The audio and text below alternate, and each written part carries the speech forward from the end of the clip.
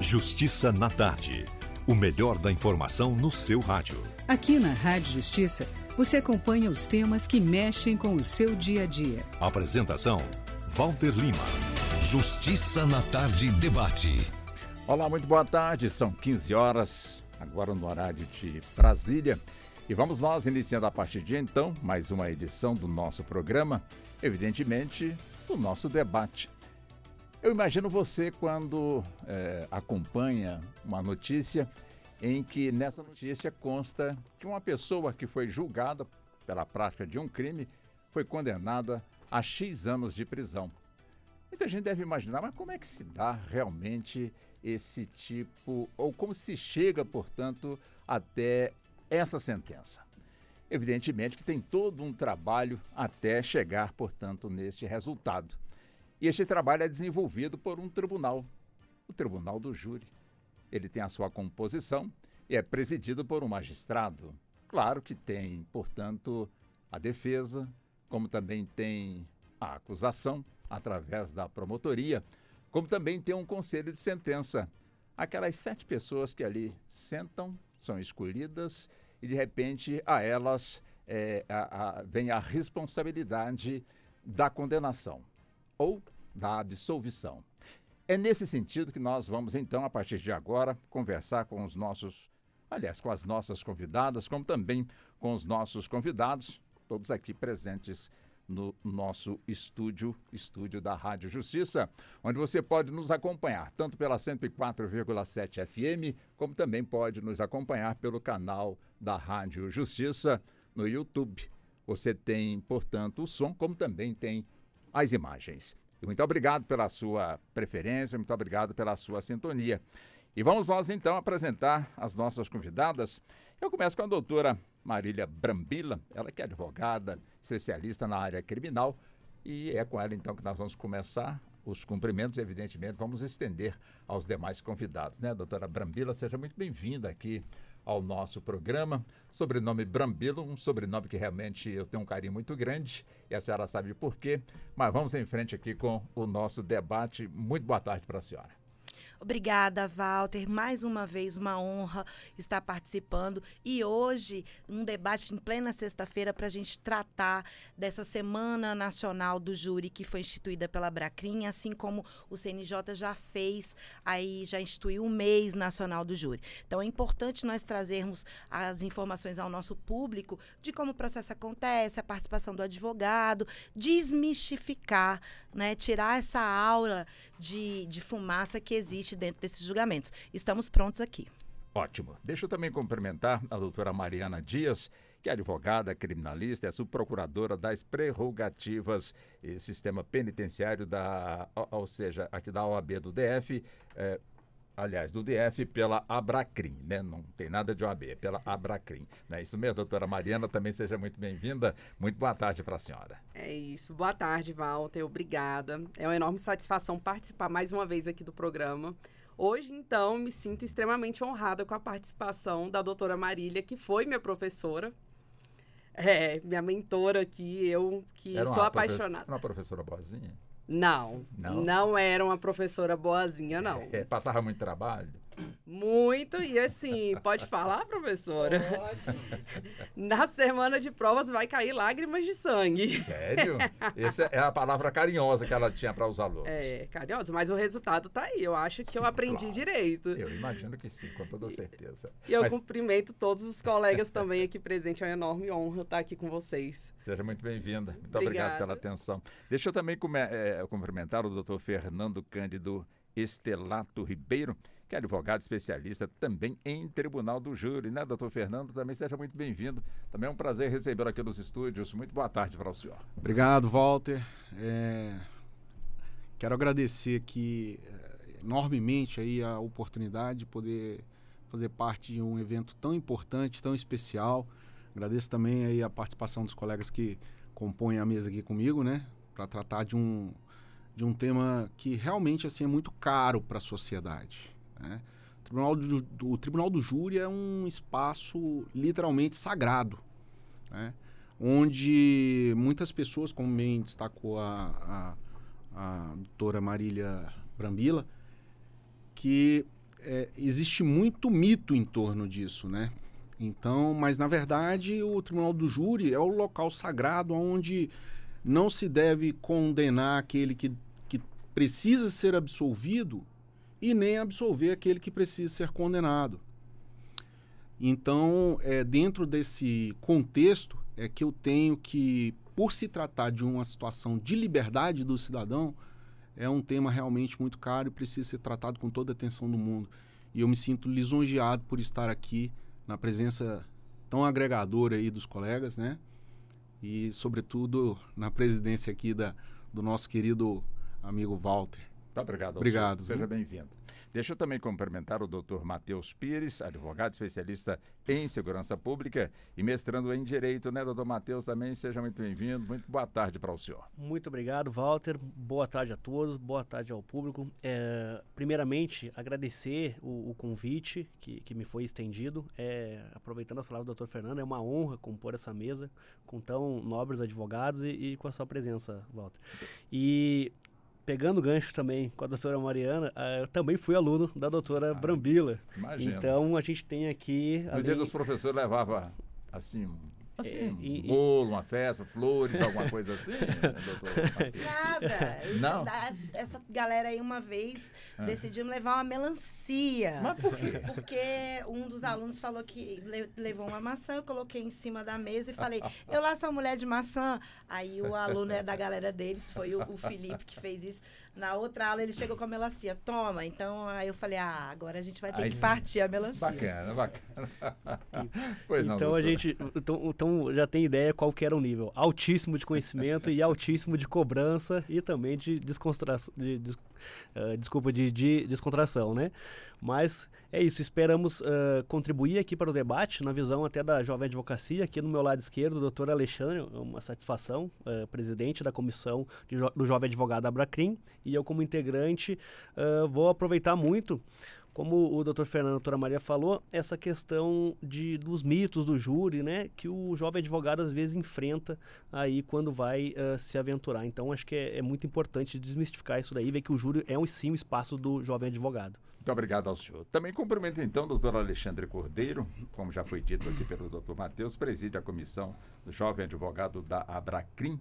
Também seja muito bem-vindo. Muito boa tarde para o senhor. Olá, boa tarde, Walter. Tudo bem? Tudo tranquilo. Prazer a todos. Para quem está ouvindo a gente também, uma boa tarde. Não fui aluno da... O senhor não pode dizer então que escapou. Não fui. Faltou esse privilégio então para o senhor. Mas sinto como se fosse. Tá convivo com todos também. Então, muito obrigado pelo convite. Tá, muito obrigado também ao senhor pela atenção e pela gentileza. Ele já me deixou aqui, de certa forma, já curioso para saber quais são os mitos que, de alguma forma, eles povoam o Tribunal do Júri. Esse mito estaria entre os leigos ou estaria esse conjunto de mitos entre os profissionais que lidam, portanto, com a justiça, doutora Marília? Walter, é interessante a gente começar por esse ponto, porque essa forma com que o Tribunal do Júri hoje em dia é constituído no Brasil, né, nós temos aí ele como uma garantia fundamental na nossa própria Constituição Federal. E vários ministros, várias personalidades já se manifestaram, inclusive, pela extinção, né, do Tribunal do Júri.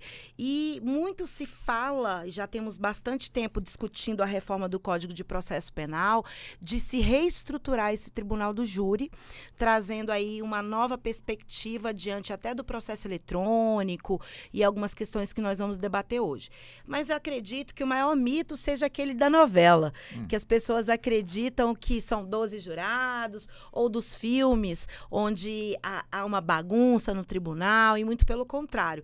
O júri no Brasil, ele é um ato solene, é uma cerimônia prevista pela lei, com vários atos estabelecidos ali num procedimento especial no Código de Processo Penal, onde devem ser cumpridos. Então, por exemplo, o próprio júri, o maior júri da atualidade, que é o júri do caso da Boate Kiss, ele foi anulado pelo Tribunal do Rio Grande do Sul por várias falhas técnicas e descumprimentos desse procedimento. Então, não chegou nem a se debater dentro do TJ do Rio Grande do Sul e até mesmo no STJ, que confirmou essa decisão, mesmo que por maioria, surpresa nossa, né, que um dos ministros votou pela manutenção, mas essa anulação se deu justamente por violar esses procedimentos, que nós chamamos de nulidades absolutas, nulidades que são intransponíveis, que violaram direitos daqueles que estavam sendo julgados, e por isso o júri foi anulado e vai ser submetido já agora em fevereiro a um novo julgamento. Então, a população, os próprios profissionais do direito têm uma visão distorcida de como funciona o júri. O júri bom é aquele júri tranquilo, é aquele júri onde o juiz respeita as prerrogativas do advogado, onde o próprio Ministério Público se coloca na condição não só de acusador, mas de fiscal da lei e pode pedir até uma absolvição se não existir prova suficiente para que aqueles jurados, de fato, condenem aqueles acusados. É um júri onde o advogado tem liberdade de expressão, o advogado consegue uma comunicação direta e imediata com seu cliente durante todo o julgamento, ele é respeitado dentro das suas prerrogativas e os jurados estão ali confortáveis para decidir sobre a causa. Então, é ao contrário daquilo que se imagina, que nós vemos nas redes sociais, de que o júri bom é aquele brigado. Não, o júri bom é aquele tranquilo, onde todo mundo exerce seu papel dentro da Constituição e da legalidade e que os jurados têm esse conforto dentro do princípio da íntima convicção de proferir o voto sim ou não, para absolver, para condenar. Esse é o júri bom, esse é o júri que nós esperamos. Dentro dessa mística, também, doutora Mariana, tem aquela cena de que no júri, de repente, está quase o juiz para decretar a sentença, bater aquele martelinho sobre a mesa, aí de repente, como se fosse num filme norte-americano, aparece aquela testemunha que irá mudar todo o cenário, irá mudar todo o final, portanto, daquele julgamento. Isso é só no cinema, né? Isso é só no cinema. Na vida real, aqui no Tribunal do Júri no Brasil, todas as testemunhas são arroladas previamente, né? Existe ali a fase do 402, onde a gente vai colocar as provas que a gente pretende produzir. Tem um prazo para juntar documentos, então, assim, não tem elemento surpresa no Tribunal do Júri. Então, exatamente essa cena é uma cena de filme, é uma cena de novela, é igual o que as pessoas acham que nós estamos ali para fazer teatro. Pode até achar que é um teatro, mas os personagens ali são personagens da vida real. É um caso real que está sendo julgado. E eu costumo dizer que quando se chega ao Tribunal do Júri, não tem vencedores, né? Ali todo mundo perde, porque a gente tem uma vida ceifada, ou que foi uma tentativa, às vezes, de um homicídio, e uma outra vida que está ali reclusa de liberdade. Então, não tem vencedores, não tem teatro e não tem esse elemento surpresa, não. Isso é só no cinema mesmo, norte-americano. Né? Tá aqui certo, no Brasil não tem. Agora, doutor Fernando, a doutora Brambila falou muito aqui na questão das prerrogativas dos advogados. Quer dizer, as prerrogativas são fundamentais para que num júri, diante de um tribunal, possa ser encerrado esse júri de forma tranquila, ou seja, como ela disse, um bom julgamento? Walter, essa pergunta que você me faz, ela é muito oportuna, porque eu tenho uma visão acerca de prerrogativa que é uma visão macro, uma visão ampla. Eu tenho por prerrogativa não privilégio. Eu tenho por prerrogativa, a prerrogativa, na verdade, ela é sinônimo de independência. Ela é sinônimo de uma atuação independente, forte, porque o advogado precisa ser independente. Ele não pode se ver em nenhum momento, esteja o advogado atuando como defensor ou como assistente da acusação. O advogado tem que ser independente. Então, a prerrogativa ela é uma segurança que não é o juiz que dá, é a lei.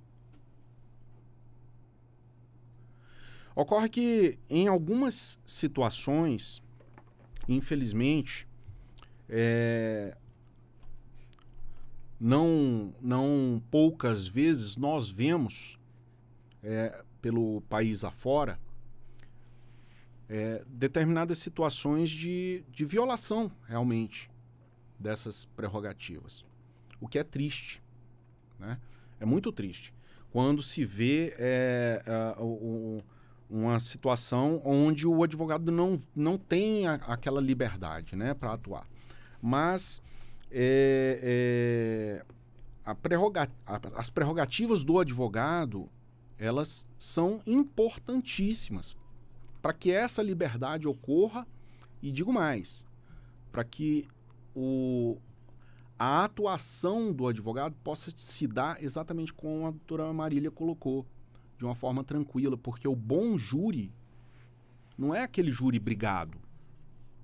Óbvio, se tiver que ser, será. Mas o bom júri é aquele júri sereno, onde o advogado respeita a figura do juiz e do promotor e vice-versa. Porque a prerrogativa, ela é, como eu disse, um dever de todos os sujeitos processuais. Nós temos aí como sujeito processual não só a figura do juiz, do promotor, do advogado também. Então, dentro desse contexto de serenidade, e aquilo que a doutora Mariana muito bem colocou também, o júri, ele não é espaço para um teatro. Inexoravelmente. Mas, por vezes, no tribunal do júri, no plenário, o advogado, ele se vê numa situação que ele precisa realmente ali se impor, até para que se evite nulidades. Então, as prerrogativas, eu tenho essa visão, né, como sinônimo de independência. E daí eu extraio naturalmente a importância, né, vital e fundamental para o exercício da advocacia, sobretudo da defesa, né? Perfeitamente. Agora, doutor Matheus, claro, estamos falando aqui do Tribunal do Júri. Muita gente não conhece ou já ouviu dizer, mas não teve ainda a oportunidade de acompanhar em loco um julgamento dentro de um tribunal. Como é que é o formato? Como é que é um tribunal do júri, lá onde tem as figuras, né, institucionais, tanto do juiz, do promotor, do advogado, do conselho de sentença? Como é que se dá toda essa, essa circunstância? Entendi. No caso, a sua pergunta se refere mais à estrutura física, posicionamento dos atores, né? Imaginar como é que é, como é que funciona, como é que é formado um tribunal do júri. Perfeito. Essa sua pergunta, Walter, ela é bem relevante porque ela inclusive, ela permeia um debate que se tem sobre a posição da defesa em relação ao Ministério Público. Isso é briga antiga, né? Exato, exato. E ainda não está pacificada, né?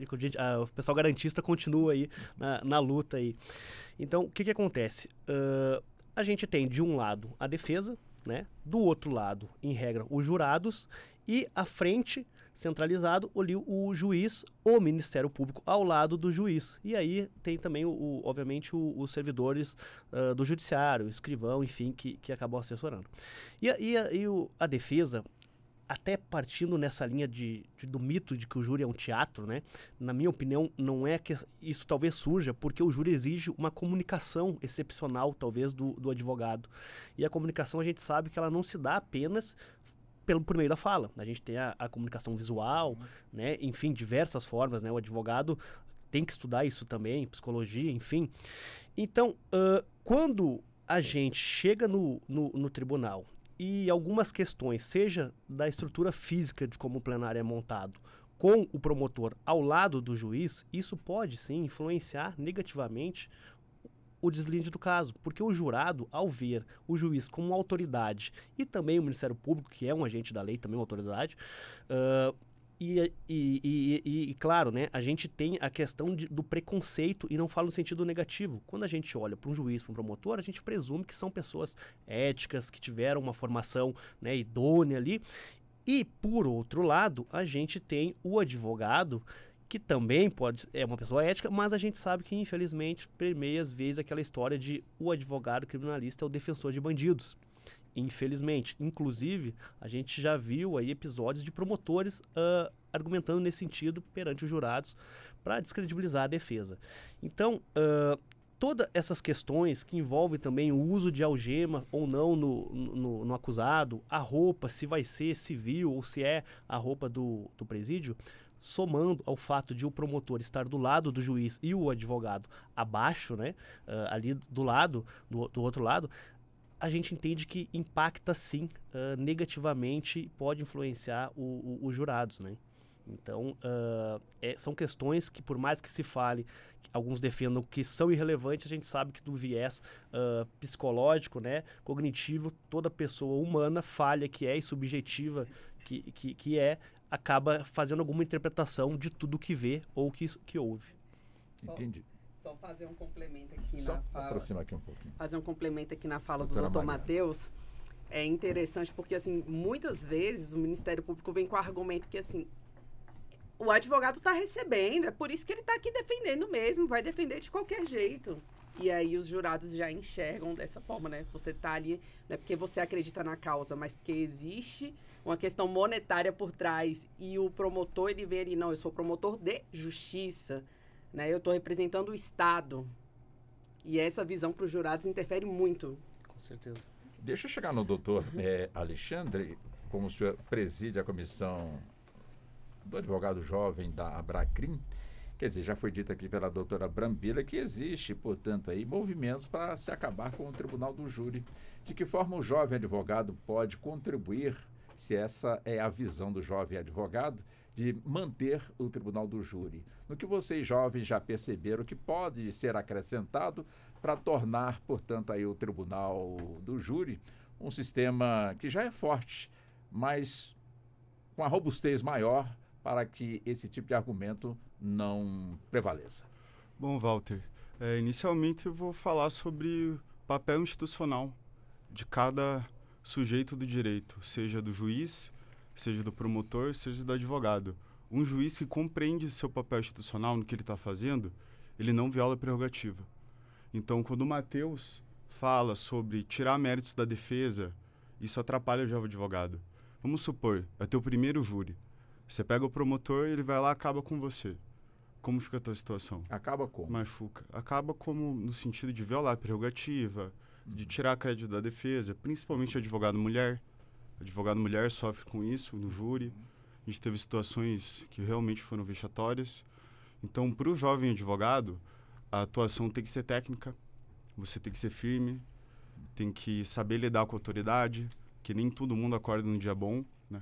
Então, às vezes, o pessoal acaba exacerbando demais. Então, para o jovem advogado é manter a postura, estudar muito, saber o processo de cabo a rabo, saber cada página do processo. Então, é importante, nesse início de carreira, quem já está pegando júri, quem tem essa oportunidade, entender tudo o que acontece, o país que a gente vive, por que que o júri existe, quais são os formatos do júri. A gente não pode atropelar quesito, forma é garantia, né? Forma é garantia. Então, para o jovem advogado é importante entender que a defesa tem que ser técnica, que como a doutora disse, não é um teatro, a gente está decidindo a vida de alguém, justamente porque alguém faleceu. Então, um júri bom é, igual os colegas falaram, um júri em que todos se respeitam. E o resultado fica para o conselho de sentença. Então, basicamente, acho que seria mais por esse lado, a postura na atuação e uma atuação técnica. Entendi. Só complementar um pouquinho. Pois não, doutor Fernando. Walter, eu tenho para mim que o direito só evolui a partir da crítica. Então, sempre que alguém critica um sistema, essa crítica permite que o sistema se aprimore e evolua. Então, quando alguém critica a existência do tribunal do júri, eu sei que causa impacto, mas pode ter certeza que o tribunal do júri vai sair muito mais fortalecido, a instituição do tribunal do júri vai sair muito mais fortalecida do que o que era antes. Então, só para complementar, né, essa questão aí da discussão que tivemos aqui, né, que em algum momento uma personalidade do direito questionou, né, a importância do tribunal do júri, deixando, né, claro, que deveria ser extinto, como Emile Durkheim, ele diz que há um efeito perverso em cima daquilo que a gente fala. Efeito perverso no sentido de ser um efeito contrário. Então, se critica para que a instituição do Tribunal do Júri seja extinta, pode ter certeza, Walter, a instituição do Tribunal do Júri bicentenária vai permanecer, vai continuar forte e vai se fortalecer cada vez mais. Até porque está na Constituição, né, doutora Marília? Eu gostaria até de ouvir da senhora quais são os princípios constitucionais que regem um tribunal do júri. Está lá na nossa Constituição, artigo 5º, é uma garantia fundamental. Temos aí a soberania dos vereditos, temos a plenitude de defesa, o sigilo das votações e uma competência mínima para julgamento dos crimes dolosos contra a vida. Só, Walter, falando um pouquinho sobre a questão da extinção, para nós advogados, seria interessante extinguir também. Por quê? Porque... Vocês não estão defendendo para não extinguir? Pois é, seria interessante dentro do aspecto financeiro e de tempo é dinheiro. Porque hoje em dia o júri tem 2 fases onde se recebe aquele fato, o juiz decide se aquele fato vai ser submetido a julgamento pelos jurados e depois o júri julga. Para nós, advogados, se o júri deixar de existir e nós tratemos diretamente só numa fase, a gente estaria ali diante apenas de uma decisão do juiz. Ganha tempo, então. O tempo e dinheiro, e ao meu sentir, os nossos honorários não seriam ali diminuídos por essas questões. O que nós pregamos na advocacia é de que a própria Constituição traz como garantia, é cláusula pétrea, nós não podemos sequer debater essa extinção e dentro de uma perspectiva de freios e contrapesos, de atuação dentro do poder judiciário da própria população, ou seja, uma atuação democrática, onde aquelas pessoas, aqueles 7 jurados que são sorteados daquela localidade vão participar diretamente das decisões proferidas pelo júri daquele local. Então, se você me perguntar assim, o que seria melhor do custo, tempo e benefício? Para nós, para mim como advogada, nós teríamos aí um procedimento muito mais rápido, com uma solução em tese muito mais ligeira, e a gente sabe que não se faz justiça com pressa. E, tecnicamente, nós já lidamos com os outros procedimentos de outros crimes, que nós conhecemos muito bem, né? Nós temos aí decisões, sentenças de estupro, roubo, tráfico, latrocínio, que nós também atuamos e é um procedimento unifásico. Então, para nós, dentro da nossa expertise técnica, não faria. Mas nós não queremos abrir mão de nenhuma cláusula pétrea de nenhum cidadão. Né? Então, a própria OAB e nós, quando juramos ali defender a Constituição, nós estamos obrigados a trazer para dentro das nossas lutas essa soberania do veredito, essa competência mínima de julgamento do Tribunal do Júri, ou seja, a participação popular dentro do Poder Judiciário. Então, a gente tem no Poder Legislativo as ações de iniciativa popular, onde nós temos aí procedimentos de coleta de assinaturas. A gente sabe até que a lei Daniela Pérez, que alterou a lei de crimes hediondos, foi a primeira lei de iniciativa popular a se tramitar e ser devidamente trazida para dentro do nosso ordenamento. E nós temos participação popular no Executivo com voto direto. Então, assim, dentro do Poder Judiciário, por que nós vamos fechar a participação popular dentro do Poder Judiciário? Então, a gente não pode nem debater. E voltando ao que você me perguntou dos princípios, nós temos a soberania dos vereditos, ou seja, aquilo que o jurado decidir em tese é imutável.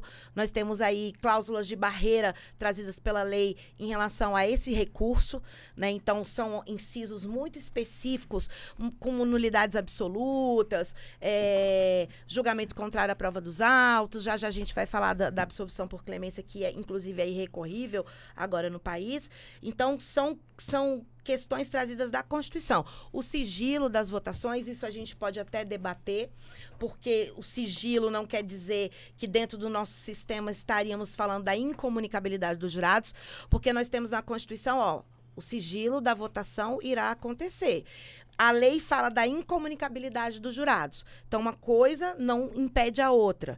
Nós poderíamos debater, sim, estamos debatendo na reforma do Código de Processo Penal, se aquele corpo de jurados que hoje em dia não conversa entre si, não debate como é nos filmes. Então, se nós estivéssemos aqui em 5 pessoas para definir, e temos 7 aqui hoje, né, com o nosso queridão ali. Se nós tivéssemos que nós 7 definirmos, nós não poderíamos comunicar entre si, né? Então, além do sigilo, não existe a comunicabilidade entre os jurados, poderia se debater. Nós ainda não amadurecemos o suficiente para dizer que os jurados poderiam ter uma decisão unânime, o condenado ou absolvido, como é nos Estados Unidos, porque lá a decisão... Por que os jurados nos Estados Unidos demoram tanto a decidir? Às vezes até semanas, a gente vê nos filmes, porque eles debatem o caso. Entre eles. Aqui não. O que acontece aqui, não. Aqui os quesitos são apresentados, os jurados vão colocar na urna que tem validade o sim ou o não, e é movido pelo princípio da íntima convicção, ou seja, eles não precisam fundamentar e ninguém vai saber quem votou, como e por quê. Lá nos Estados Unidos, não. A decisão deve ser unânime. Se um não decidir, se dissolve aquele conselho e se abre um novo procedimento desde o início para começar a escolha dos jurados novamente. E dentro dessa perspectiva constitucional, a gente fala da defesa plena. É o único momento em que a Constituição usa esse termo, Walter. Plenitude, né? Então, isso chama, aqui é muito mais do que uma ampla defesa. A gente tem, por exemplo, eu faço uma distinção muito simples em relação à ampla defesa e à plenitude de defesa, que a ampla defesa, os juízes entendem que quando a gente precisa provar alguma coisa, tem algumas diligências que a gente pode fazer sozinho. Que nem eu tive uma decisão anteontem que o juiz falou assim, não, você quer as câmeras, é de um lugar particular, você vai lá e pede as câmeras, porque você tem ali, a defesa tem essa possibilidade legal. Claro que eu vou pedir, ninguém vai me dar câmera nenhuma e o juiz vai fazer a intervenção judicial. Mas na plenitude de defesa, nada pode ser indeferido pelo juiz. E com certeza, dentro dessa perspectiva que você contou para nós de uma testemunha bombástica que adentra a porta do tribunal, imaginemos que fosse um caso sem corpo e que aqueles jurados acabaram de condenar aquele acusado e, de repente, a vítima entra no plenário e fala, estou viva. Sim. Como é que nós, dentro daquela situação? Logicamente que o juiz, naquele momento, se deparando com a verdade real, que é muito discutível dentro do processo penal, ele vai falar, não, o conselho está dissolvido, vamos verificar ali se é realmente a vítima, porque hoje em dia a gente tem que se preocupar com o reconhecimento facial e etc. Mas o juiz, naquele momento, ele, antes mesmo de prolatar aquela sentença, ele poderia dissolver aquele conselho, haja vista que, se naquele processo você está imputando a morte de alguém e aquele ser humano apareceu vivo, né? Então, dentro de uma lógica razoável técnico-jurídica, o juiz, naquele momento, dissolveria e não proferiria aquela sentença em conformidade com os jurados. Então, são princípios constitucionais que foram construídos dentro de uma Assembleia Constituinte pós-ditadura, onde nós sentamos e debatemos dentro da nossa sociedade para dizer, o júri, como já era nas outras constituições, porque não é uma novidade, né? Nós temos aí mais de 100 anos no júri dentro do Brasil, apenas uma Constituição retirou a existência do júri, mas logo em seguida uma Constituição, mesmo que ditatorial, voltou com a instituição do júri. Então, impossível até esse debate, impossível eu querer, como advogada, que o processo seja unifásico para eu ganhar mais tempo, menos tempo, com mais dinheiro, ou seja, isso custaria aí essa garantia constitucional que é inegociável. Doutora Mariana, ainda dentro dessa questão dos princípios constitucionais, também gostaria de ouvir a senhora a respeito deste assunto e também focar mais uma vez nessa questão, né, onde nós temos no plenário, lá do tribunal, a presença do magistrado, ao seu lado, portanto, a presença do Ministério Público, no caso aí do promotor, evidentemente que o advogado de defesa não está, portanto, naquele patamar, como muito bem pontuou o doutor Alexandre, né? Ou seja, ele fica num outro lado, dando a impressão para os jurados que as peças no bom sentido, né? As autoridades mais importantes do tribunal estão ali acima, ou seja, num patamar acima dos que estão também ali participando, atuando num tribunal, portanto, aí do júri. A ideia é justamente fazer com que o advogado esteja no mesmo patamar do juiz, do promotor e também ter ali o advogado, seria isso? O que a advocacia luta é exatamente para isso, porque não existe hierarquia entre Ministério Público, juiz e a advocacia. Por que que a gente ainda tem um formato de estar ali sentado ao lado do juiz, que para os jurados leigos ali representa a autoridade máxima, né? O juiz presidente ali daquela sessão plenária. Influencia mesmo no resultado? Influencia. Porque você está vendo um servidor chamado de promotor de justiça, ou seja, eu estou aqui para promover a justiça, sentado ao lado do juiz. E aí fica o juiz ao meio, o promotor de um lado, o secretário de audiência do outro. Vem uma bancada onde fica a defesa, o réu ao lado da defesa e do outro lado do plenário, os jurados. Qual é a visão daqueles jurados? Poxa, o promotor está do lado do juiz, o réu ele está do lado da defesa. Por que se não existe hierarquia, não está todo mundo no mesmo tablado, na mesma altura? O mesmo parquet, né, em francês, tablado. Por quê?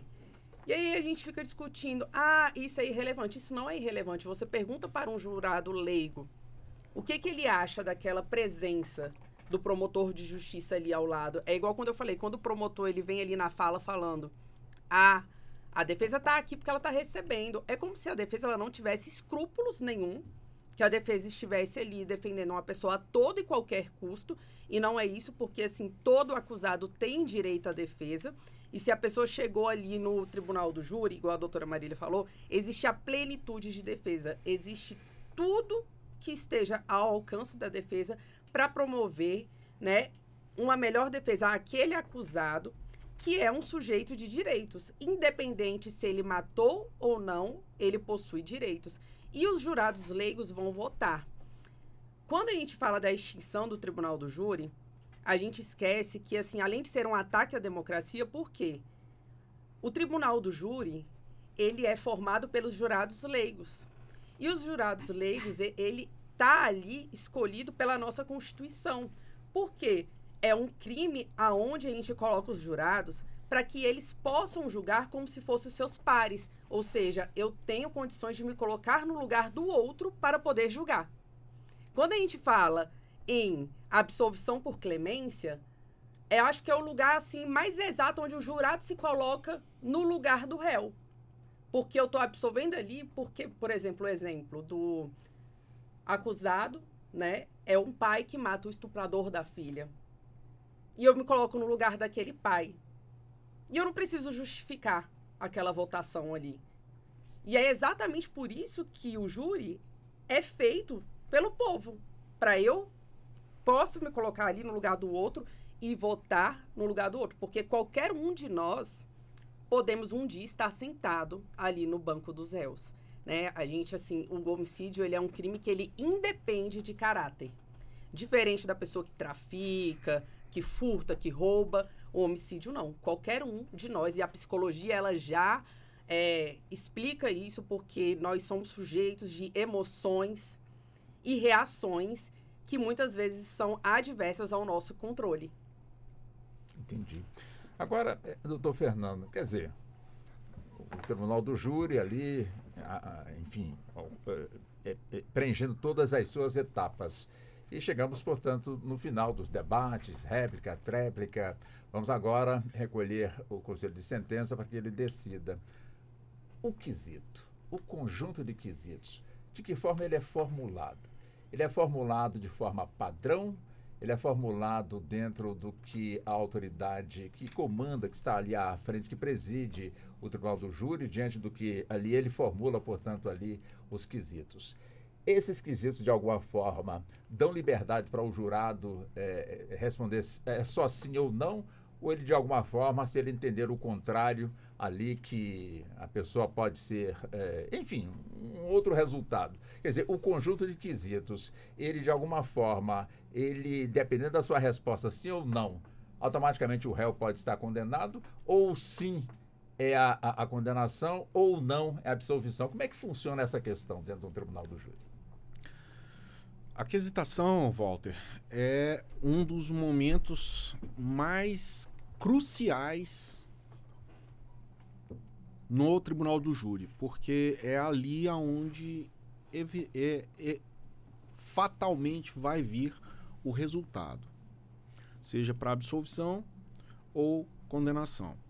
A quesitação, ela não existe um padrão, né? Lógico, nós temos ali uma sequência legal que é estabelecida pelo Código de Processo Penal, aonde a lógica processual impõe que o magistrado vá seguindo ali, né, aquela pré-ordenação de quesitação. Porém, não raras vezes, né, a depender do caso, um ou outro quesito adicional pode ser colocado ali para votação dos jurados. E eu vou dar um exemplo. Imagine a seguinte situação, que na primeira fase do procedimento escalonado do júri, que é aquela fase lá onde teve a audiência, né, com o juiz singular, né, até o momento da sentença de pronúncia, as teses trabalhadas pela defesa era, exemplo, negativa de autoria. Só que aí, no dia do tribunal do júri, no dia do julgamento, me comparece uma determinada testemunha e faz menção que o acusado apresentava algum problema, algum transtorno psiquiátrico. E aí, então, a defesa, naquele momento, imediatamente se insurge pedindo o quê? A instauração do incidente de insanidade mental. Pronto. Temos mais um quesito, mais uma hipótese que pode ser quesitada ali pelos jurados, que hão de votar sim ou não. Isso eu estou dando só um exemplo. Mas podem ocorrer outros tantos exemplos. Agora, a lógica do sim ou do não, se o sim absolve ou condena, ou vice-versa, aí vai depender muito do quesito em si. Então, um exemplo. A defesa sustenta a tese de negativa de autoria. Se o magistrado quesitar, no sentido de perguntar e indagar aos jurados se o acusado foi mesmo a pessoa que se envolveu naquele delito, no fato, melhor dizendo, se os jurados votarem sim, temos a autoria reconhecida. O julgamento prossegue. Se os jurados votarem não, ali já se encerra a votação em relação a esse acusado. Por quê? Porque ele não foi o autor. Entendi. Entendeu? Agora, pode acontecer de repente, a quesitação ser o inverso. O jurado vota não, né? E o acusado, ali naquela situação, ele pode ser, então, digamos, absolvido. Ou vota sim e o acusado seja absolvido. Vai depender do quesito, entendeu? Não tem uma lógica. O que eu quero dizer é o seguinte, é que não tem uma lógica de que o sim vai sempre condenar e o não vai sempre absolver. É isso que eu quis dizer. Eu queria complementar, claro, que o Walter falou assim, o que acontece? Os quesitos são perguntas objetivas que a lei estabelece a ordem. É interessante que houve uma alteração em 2008, eu já vou me entregar agora. A gente fazia júri antes, que tinha que se quisitar 8 quesitos para serem reconhecidos uma legítima defesa. Então, quando a tese defensiva aí vem, só respondendo a sua pergunta, as perguntas são absolutamente a cópia ou da denúncia ou da pronúncia. E teve até uma nulidade reconhecida no caso da Boate Kiss, porque estava uma descrição fática na denúncia e a pronúncia afastou aquela descrição fática e o juiz quisitou na descrição da denúncia. Então, olha como é sensível essa questão do quesito. Tem juiz que entende que tem que repetir a pergunta como está na denúncia e tem juiz que entende que tem que repetir a pergunta como a acusação foi recebida. Ao meu sentir, tem que repetir como a acusação foi recebida, como o STJ manteve a anulação na Boate Kiss. Isso, mais uma vez, ficou claro que o quesito é formulado a partir daquilo que foi estabelecido na pronúncia como limite da acusação.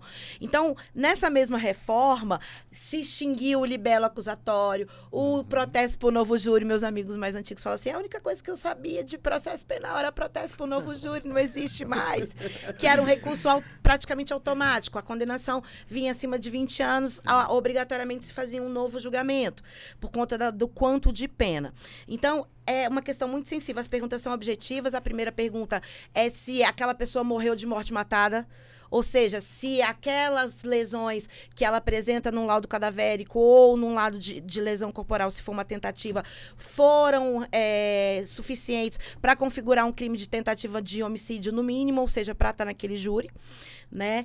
A segunda pergunta é em relação à autoria e participação daquele que está sendo julgado, se foi ele o autor do disparo, da facada, ou se ele participou por auxílio moral ou material, se de alguma forma ele participou para aquele crime, né? Lembrando que, como eu falei da competência dos crimes dolosos contra a vida, no nosso Código Penal é o artigo 121, o homicídio doloso, né? Então, a gente tem até discutindo um projeto agora do feminicídio, vai virar o 121A, né? Vai ganhar uma modalidade específica, igual é o infanticídio. Então, nós temos o 122, o induzimento, auxílio, instigação, induzimento e auxílio ao suicídio, a automutilação fica fora do júri. O infanticídio e o aborto. Então, são esses crimes que são processados e chega a julgamento no júri. E um quesito que foi bem recebido por todos, que é justamente esse que a gente vai debater especificamente, que é a clemência. Então, antes eu tinha que, para reconhecer uma legítima defesa, de votar sim em 7 quesitos, que seriam todos os requisitos da legítima defesa. O réu agiu moderadamente, o réu usou apenas os meios necessários, ele excedeu, ou seja, eram 7 perguntas. Hoje é uma pergunta única. Você absolve, e olha que interessante, não é você condena. Né? Então, a pergunta nunca é um não para um sim, como a gente já teve um estatuto de desarmamento votado aí, um não com sim, uma confusão, né, de um referendo. Não, aqui, de fato, você absolve sim ou não? Você absolve por legítima defesa, você absolve por clemência, você absolve porque você não viu prova suficiente. Ou seja, o jurado vai absolver sem motivação. E aí, logo em seguida, se absolveu, como o doutor Fernando disse, acabam as perguntas ali, está absolvido, acabou. E se efetivamente não absolve, né, eu voto não, acho que o maior voto sim da vida do advogado criminalista é você absolve o réu sim. Né? Então, e muitos são 4-3, né, na maioria.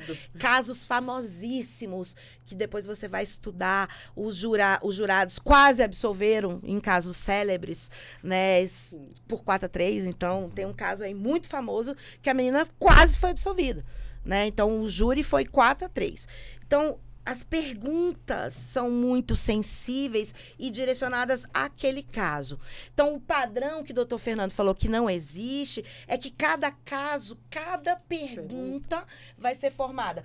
Por exemplo, no dia 7 de abril, por volta das 14 horas, o fulano foi vítima de disparos de arma de fogo, conforme consta no laudo de lesões? Sim. Então, o padrão legal é, o primeiro quesito é da materialidade. Como é que eu formulo esse quesito? O STJ diz a partir da pronúncia, né? O segundo quesito é em relação à autoria. O João fulano, o nome daquele réu, vai estar lá. O João efetuou os disparos. Então, não é um modelo, não é o réu, é uma quesitação personalíssima. Era aquele caso concreto, né? Eu só poder compartilhar aqui um caso curioso, que eu conversei com a doutora Marília, o que aconteceu? Eu fiz um júri recente, que meu cliente, ele era acusado de ser o executor e o corréu seria o mandante. O meu cliente, ele foi absolvido. Na terceira pergunta os jurados absolvem o réu? Sim. Quando chegou a votação do mandante, veio o quesito. E aí é onde a gente tem uma discussão muito grande. Tem que estar ali a cópia da pronúncia. E o quesito veio assim, o fulano de tal concorreu para a prática do evento delituoso, conforme os itens anteriores lidos, na medida que planejou a conduta e combinou todas as ações com o seu comparsa para que executasse. Sendo que na sentença de pronúncia deixava expresso que o comparsa era o meu cliente. E meu cliente saiu absolvido e o mandante saiu condenado. É interessante. Sim. Eu também estou aqui numa questão que eu vou encaminhar aqui para o doutor Matheus. O senhor tinha concluído, né? Sim. Doutora, também a senhora já tinha concluído. Sim, perfeito. Deixa eu passar aqui então para o doutor Matheus, depois eu chego também no doutor Alexandre. Quer dizer, o que define realmente o resultado de um julgamento? Aliás, o resultado do julgamento, não. O que influencia realmente aí para que o Conselho de Sentença ele decida ali sobre se o réu será absolvido ou condenado. É a influência, portanto, a influência no bom sentido, né? Do trabalho prestado pela acusação ou então pela defesa, a defesa ali está correta. Ou então, o Ministério Público ali está correto. Ou são os quesitos que definem? O que de alguma forma define realmente aí o que o réu vai, de alguma forma, o réu não, o Conselho de Sentença vai decidir? Só um pouquinho, Matheus. Se ele souber essa fórmula mágica aí, você passa pra gente, porque se eu chegar no júri sabendo o que vai decidir aquele julgamento, a gente sabe, a gente tem uma direção. Então. É a pergunta do milhão, né? É a pergunta do milhão. Eu, particularmente, acredito que eu acho que os colegas vão compartilhar, que tudo influencia. Quando a gente fala, porque a gente já debateu aqui, a gente acabou comentando, que até mesmo a posição dos atores influencia, a roupa do réu influencia, né? Falamos também de prerrogativas, que as prerrogativas violadas do advogado vão influenciar também, e eu vou até mais longe. Não só a violação da prerrogativa, mas uma maneira ríspida como o juiz trate o advogado, ou mesmo o Ministério Público, vai influenciar no jurado. Porque quando o jurado chega no plenário, a maior autoridade presente, até então, é o juiz. Por mais que não tenha hierarquia, ele é o condutor dos trabalhos. Então, ele é, sim, uma referência. E se esse ator começa a tratar com desrespeito, ou mesmo que seja uma mera rispidez, que consiga ser diferenciável a quem assiste, isso vai, sim, influenciar. A gente teve casos aí, advogadas, né, que são geralmente... Infelizmente, sofrem mais com isso. Inclusive, minha colega de mestrado, a doutora Carolina Estrela, ela foi ofendida aí com palavras de baixo calão. Sim, eu acompanhei o caso. Então, assim, não tem como... Mas quem proferiu essa... Foi o promotor de justiça. Ele fez uma comparação, comparando ela a uma cadela, né? Meu Deus, mas isso assim, quando acontece... Toma-se providência ou vale tudo no tribunal do júri e dali não sai para se tomar nenhuma providência? Não vale tudo, né? Foi na hora, me parece que o magistrado, até o doutor, se quiser comentar, mas parece que não tomou a censura cabível ali, que deveria ter censurado imediatamente, me parece que não teve por esse lado, mas depois houve uma grande comoção dos advogados, da OAB, da Abracrim, e foi sim representado perante o Conselho Nacional do Ministério Público e ele foi sancionado, né? Sim. Parece que ele pediu a aposentadoria. Chegou a pedir aposentadoria para talvez, né? E provavelmente precisou de algum advogado lá, inclusive... até onde se defender lá no conselho, inclusive, ele precisa de advogado. Então, assim, é difícil. Eu acho que tudo acaba influenciando e por isso que algumas pessoas, reitero, falam de teatro, mas não tem nada a ver com teatro, e sim com comunicação, né? Porque... Não sei de quem é a frase, mas muito se escuta na faculdade. Quem sabe só direito, nem direito sabe. E no júri, isso eu acho que é levado ao extremo. Tem que dominar outras artes. Doutor Alexandre, onde é que entra a clemência? A clemência, ela surge justamente ali quando os jurados, de alguma forma, estão ali decidindo. Quer dizer, o jurado pode ter essa iniciativa de votar pela clemência, mas só que no quesito ali não se pede isso. Como é que surge a clemência nessa questão? Pois é, isso é mais um debate que entra em xeque, certo? A gente tem autoria, materialidade, tudo mais, então a gente pode absolver ele por clemência, mesmo sabendo que ele cometeu o crime. Eu vou dar o exemplo. Sim. O pai que mata o estuprador da filha. Dá para dizer que ele matou por pura raiva, matou a filha. Para defender a filha. Para defender a filha. Dá para absolver por clemência? Dá para perdoar essa pessoa ou não? A gente perdoa ou não? Qual seria a decisão mais razoável? O que a gente faz aqui? Então, são várias questões que entram em xeque. A gente pode absolver por clemência, só que a gente entra naquele problema também, da gente ter reconhecido um crime e absolver por clemência. O cara cometeu o crime, mas ele não vai ser condenado? Não vai porque matou o estuprador da filha? Isso é correto? Chega a ser correto isso? A gente pode ir para essa linha de raciocínio? O que a gente está passando para a sociedade? Segurança, mais segurança ou menos segurança? Então, quando chega nessa questão por clemência, é muito complicado, principalmente em júri. Que, o jurado vai pela emoção, né? É um julgamento pela emoção. Ele se sente convicto disso e chega nessa questão. Aqui, o problema mesmo é desassociar com a prova, né? Eu tenho tudo para falar que ele matou, eu vou falar que ele não é culpado. Então, isso é muito difícil de lidar. É muito delicado lidar com isso. Então, aí, Tribunal Superior vem, às vezes aceita, às vezes não, vira um debate, mas é sempre naquele contexto, né? A gente está debatendo direitos fundamentais, soberania da decisão do júri, em contrapartida com segurança pública.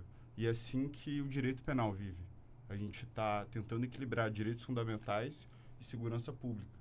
Então, é muito questão também de como que a gente quer que seja levado isso, o processo penal na vida das pessoas, para a sociedade como um todo. A gente absolve por clemência ou não? Como é que vai ficar essa questão para todos, né? Já que o Tribunal do Júri é algo, acho que é a instituição mais democrática aí do direito penal, do processo penal. Qual a impressão que a gente quer passar, né? Absolvendo alguém por clemência ou, né, culpando ele por ter matado o estuprador da filha. Então, é muito delicado. Tem um debate bem extenso a respeito disso, até questão recursal, acho que a gente não vai chegar a falar disso agora, mas é complicado, Walter. É bem delicado, a gente mexe com a vida das pessoas, né? Como que você fala pro pai que matou o estuprador da filha que ele vai ter que ficar na cadeia 20 e poucos anos, sendo que ele agiu, filha dele, não tem como, né? Então, é bem delicado essa questão também. E o júri é que decide ou é o juiz quando... quer dizer, quando o Conselho de Sentença, de alguma forma, decide pela clemência, o juiz acata ou não? O juiz é obrigado a acatar. Obrigado. É obrigado? Obrigado. Então, aí, no caso de um Conselho de Sentença, é soberano. Exato. Aí a gente chega num dos princípios mais relevantes do Tribunal do Júri, que é o princípio da soberania dos veredictos. Então, uma vez que hesitado, o jurado impôs ali a sua decisão, essa decisão dos jurados, ela deve ser acatada. O juiz é obrigado a acatar aquela decisão. E veja você o seguinte, Walter, que, como muito bem colocou o doutor Alexandre ali, né, essa questão da irresignação, realmente, é um ponto relevante, e resignação social, é um ponto relevante que justifica até mesmo a implementação da clemência. Por quê? Porque a clemência talvez seja um instituto que mais se aproxima de um outro princípio muito importante, não só do processo penal, mas do ordenamento jurídico como um todo, que é o princípio da justiça social. É aquele momento em que a sociedade olha e fala assim, tá, o que ele fez foi errado, mas não é justo mandar esse cara pra cadeia. É por essa razão, Walter, que a clemência existe no ordenamento jurídico. Mas os jurados sabem disso? Eles sabem da sua força? Sabe, Walter. O que acontece? Dentro da teoria tripartida... Tem só 30 segundos, viu, doutora Maria? Dentro da teoria tripartida, o fato é típico, ilícito e culpável. E tem até um documentário para vocês assistirem, chama Legítima Defesa. Lá falam de 3 mulheres que agiram aí atentaram contra a vida dos seus parceiros, mataram os maridos, e num dos casos fala justamente da inexigibilidade de conduta diversa. Então, geralmente, essa clemência vem dentro desse requisito supralegal, que não está na lei, que é justamente trazer a justiça para dentro da teoria do crime. Dizer assim, ó, qualquer um faria exatamente igual, sim, então absolve por clemência. Exato. Nós vamos prosseguir. Estamos fechando a primeira hora, evidente, vamos ter a segunda hora do nosso debate. Peço licença às senhoras, como também aos senhores, para que possamos ir ao intervalo, mas em instantes estaremos de volta e vamos dar sequência ao Justiça na Tarde Debate. Até já. Você está ouvindo Justiça na Tarde.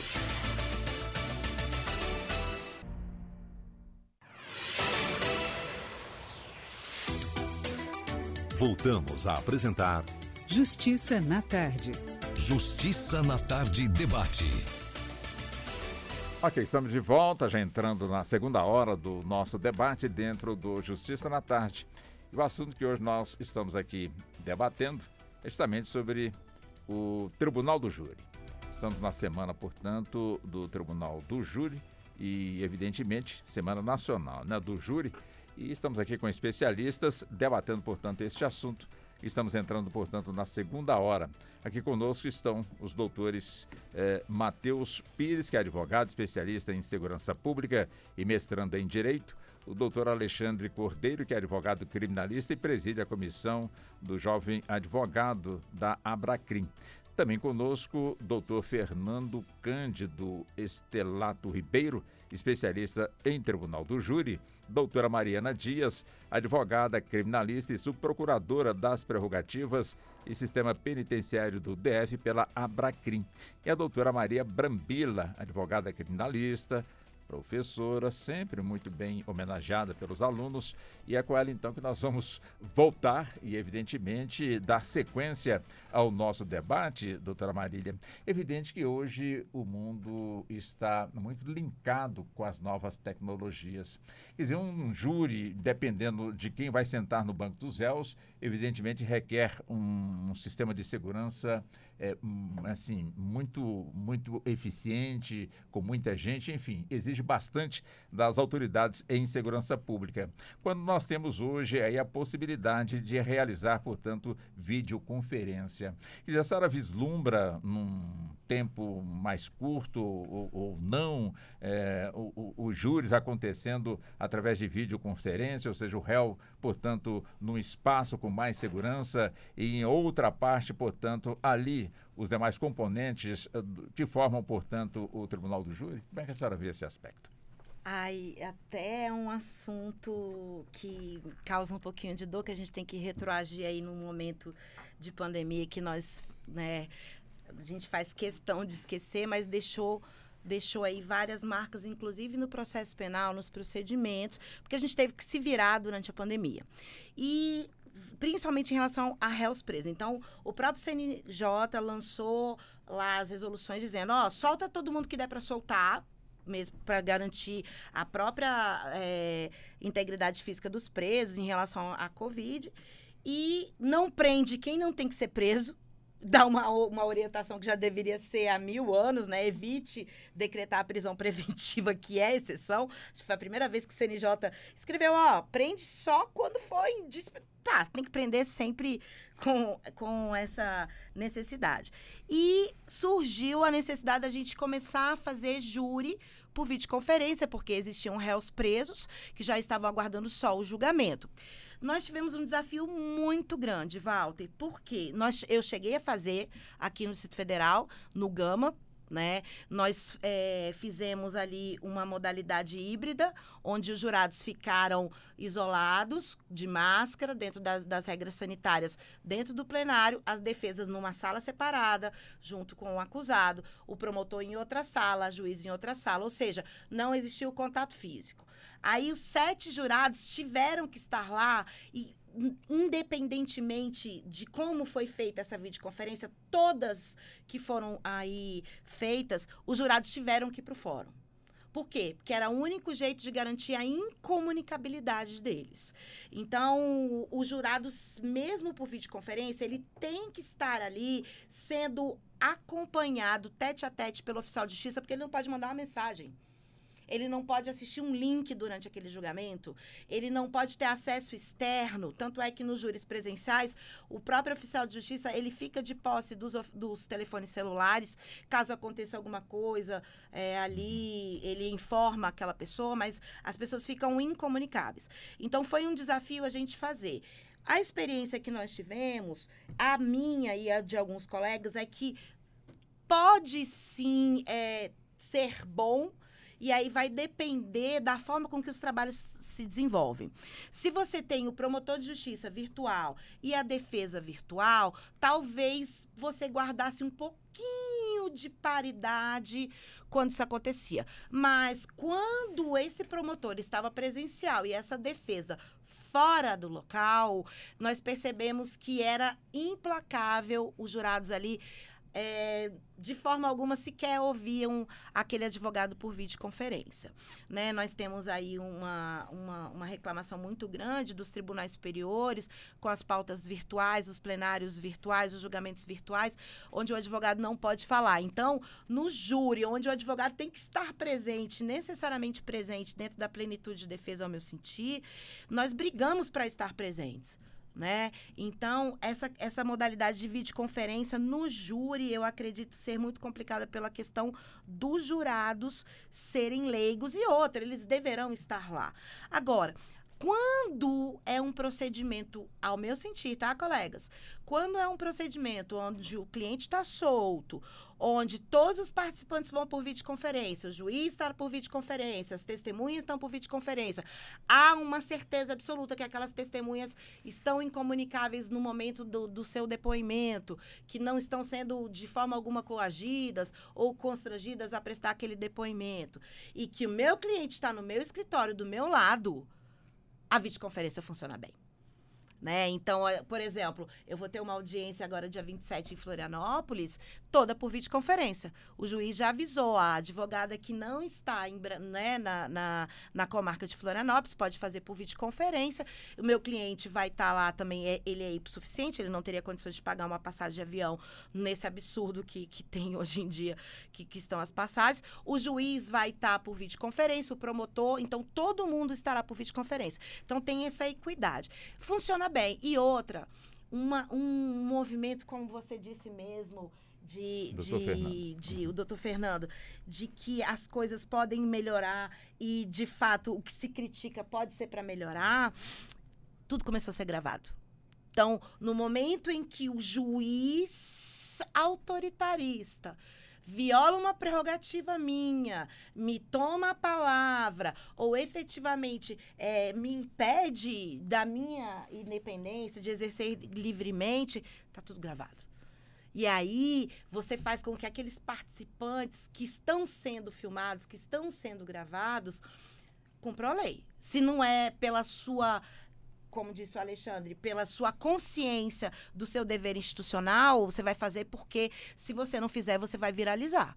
Né? A gente tem lá o Mário no Papo de Criminalista, que dá esse suporte na defesa das nossas prerrogativas, que é fenomenal. Aconteceu alguma violação de prerrogativa, você entra em contato e lá está estampado a violação dessa prerrogativa, onde muitas vezes a gente percebe que as autoridades não respeitam, né, o advogado. Então, eu acho interessante a videoconferência, porque coibiu sim os abusos de autoridade.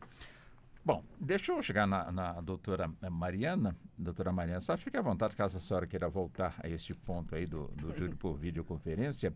Mas eu sempre ouvi a expressão, na dúvida, pro réu. Agora a gente tem aqui uma expressão em italiano que eu não vou usar aqui pronunciar, porque eu posso pagar o mico aqui, então não vou dizer, deixo aqui com a senhora. Quer dizer, essa outra... Indúbio pro società. Ah, então tá certo. Então é isso aqui, né?